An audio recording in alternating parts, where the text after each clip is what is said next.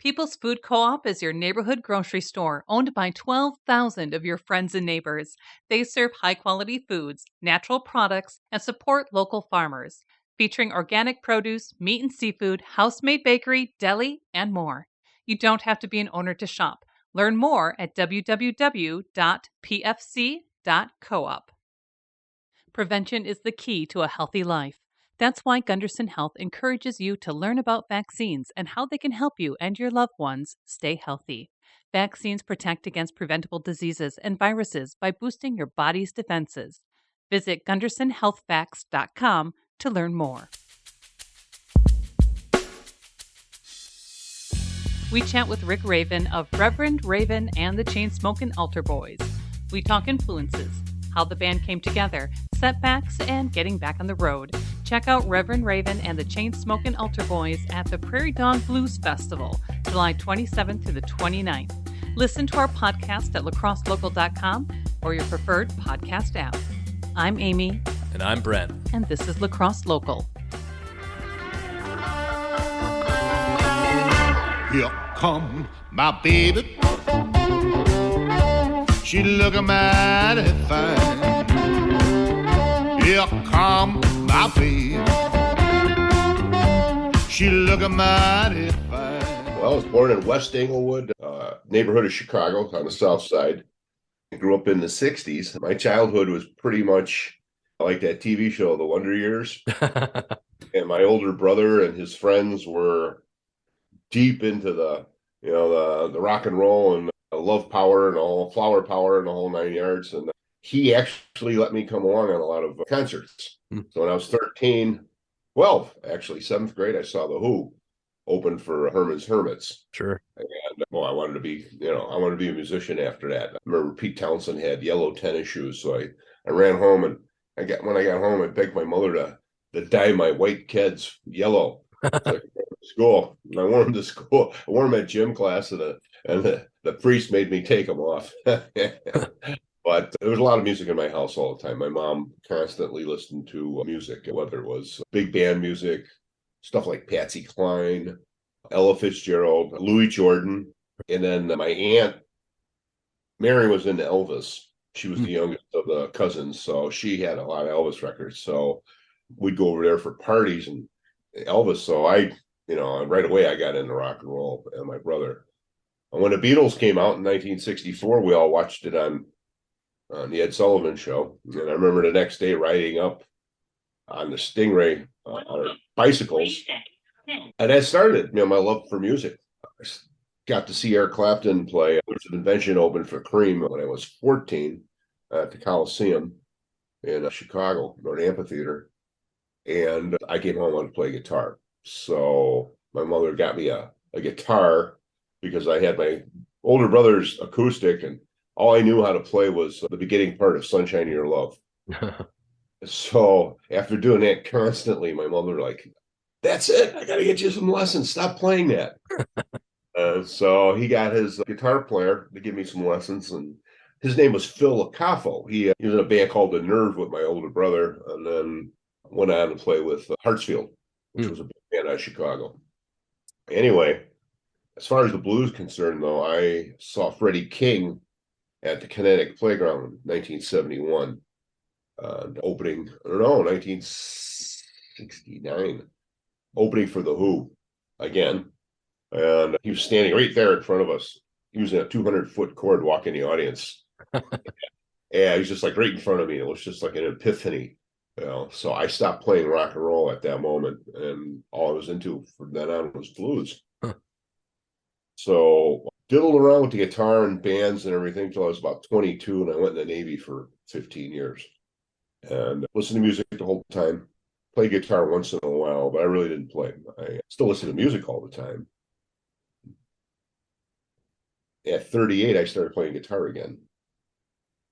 And I got into a local band in Oshkosh. I was command chief up there, training reservist. And got a band with a bunch of hippies and it was great. We started playing out, and we ended up opening for Magic Slim down at Connecticut at the Up and Under pub in Milwaukee. So I played with them for a couple of years, and then I moved down here after I got stationed in Great Lakes. I got discharged and then moved up to Milwaukee. And I hooked up with a band called the Blues Disciples. A real popular band, especially with the college crowd back in the 90s. But they were a weekend band, and I wanted to do this full time. So I started Reverend Raven and the Chain Smoking Altar Boys with Madison Slim, who used to play harp with Jimmy Rogers and Sam Lay and legendary blues band, Heart Murmurs. So it was kind of a side project for Slim when Jimmy Rogers wasn't on the road. Slim and I would play together. So how did the band name come about? I got the tag in the Navy. I between counseling young sailors, I was also the command counselor and doing bad imitations of the Reverend Ernest Angley in the office. Everybody started calling me Reverend. So when I started the band, we coming up with a name for bands, the Altar Boys. Okay, yeah, that's too bland. And then they ended up with Chain Smoking Altar Boys. Somebody said about getting caught smoking cigarettes behind the rectory when they were a kid. That became the name of the band. Sold a lot of T-shirts, and Bruce Iglauer hates the name. He's like, "Why did you call yourself something stupid like that for?" I said, "Well, I can't change it now. I've sold lots of T-shirts, So that's it. That's pretty much how it happened. Non-stop since '96. It's a full-time job, make a living at it. Is it the same players initially, or I mean, I've known of that name forever. So I mean, I think it's a great choice, but it's like. Is it a rotating cast of characters or always a set? Yeah. Some come in back and some come back. Of all the guys I started with, one of the original drummers is back, Craig Ponish. Craig left in '99 to go play on tour with Bernard Allison. And I ended up with his younger brother on drums. And they both knew how to play blues because their father was a blues drummer, Gino Ponish.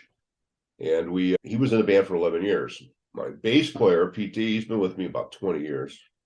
And the harp players, I've had a bunch of really excellent harp players. I'm a really big fan of harmonica, always have been. Most of my favorite harmonica bands were, the Chicago blues bands, Muddy Waters, Junior Wells, James Cotton. So I had Madison Slim. After he left, I had Cadillac Pete. Cadillac Pete played with Brian Lee for years down in Bourbon Street in New Orleans. After Pete left, RJ Mitchell filled in for a while. RJ's played at the Prairie Dog a few times, I believe. I had a couple great sax players, Big Al Groth, Tommy Sobel, and then back to harmonica with Westside Andy. That's who it's in the band now, Westside Andy. So it's an honor to play with those guys every night. It's just a great rhythm section, great harmonica player. So it looks like you have a good number of shows coming up here to the end of the year. Is this kind of like getting back on the road full time? COVID we went down on tour right when it was happening. We heard about it on the peripheral. And of course, there was somebody saying, "Oh, it's not that bad." So, okay, we went on tour. And we played at Bonita Blues Festival's after party. And I remember that distinctly. On the way back to the Airbnb that night, my van blew up. Woke up the next morning, we got phone calls from all our agents. All our gigs had been canceled for the rest of the year. We didn't play for 15 months. Man. And then we started playing again, and all of a sudden I had to have this operation for my aneurysms. So I finally had the big operation in September, and so I was off work for about 7-8 months. So just starting up again. Yeah. This year, actually, that schedule is pretty light. Huh. We usually work 4, 5, 6 days a week in the summer, and 3 days a week at least the rest of the time. So you guys are playing the Prairie Dog Blues Festival, which is happening July 27th through the 29th on Prairie du Chien. What can people expect from your live shows? I mean, is it a spectacle? Are you ready to get out there? Yeah, it's a good show. Yeah, I think it's a good show. It's in the pudding, but it's traditional hardcore blues, but it's we do a lot of upbeat stuff too, but I do a lot of shuffles. I always liked Howlin' Wolf because he didn't do a lot of shuffles. He did like a lot of weird grooves. And so that's what we do. It's a good, powerful, fun show, I think. We love doing it. So, especially if the crowd's receptive. So Prairie Dog's always been good. One of the good festivals in the Midwest. So is improvisation, kind of in your medium in your show? I mean, is this something that you kind of tear off on, or is it based on how the crowd is feeling, or? Yeah, well, yeah, I don't use a set list. It's all stream of consciousness. The band has been playing with me so long that all I got to do is play the first opening riffs, and then we go right into it. So I'm usually reading the audience while I'm playing the song, what I'm going to do for the next song or two. Some songs are tied in, it's part of a show. When you play for years, you do one song, you go immediately to the next one because it just segues properly. But as far as the instrumentation on my part and the harmonica player, it's improvisation. There might be little hooks, like a roadmap, like where either one of us is going to end our solo, or there's some arrangements to the tunes. But as far as playing itself, yeah, it's improv. What's the best avenue for, people to check out the band, pick up an album, catch you on tour? Because it looks like you're all over the Midwest coming up here too. They could come check you out at Prairie Dogs Blues Festival, but if they want to follow along, what's the best spot? ReverendRaven.com. Yeah, ReverendRaven.com has all our gigs, locations. You can buy and listen to music, watch videos, see if we stink or not. And you want to come to T-shirts, hats, leave a message, the whole 9 yards. Lacrosse Local Podcast is a production of River Travel Media. Do you have an interview idea you'd like to share with us? Message us on Facebook at Lacrosse Local. Find out more about us at lacrosselocal.com, and you can subscribe to the Lacrosse Local Podcast on your favorite podcast app. If you like us, rate us 5 stars. We appreciate it.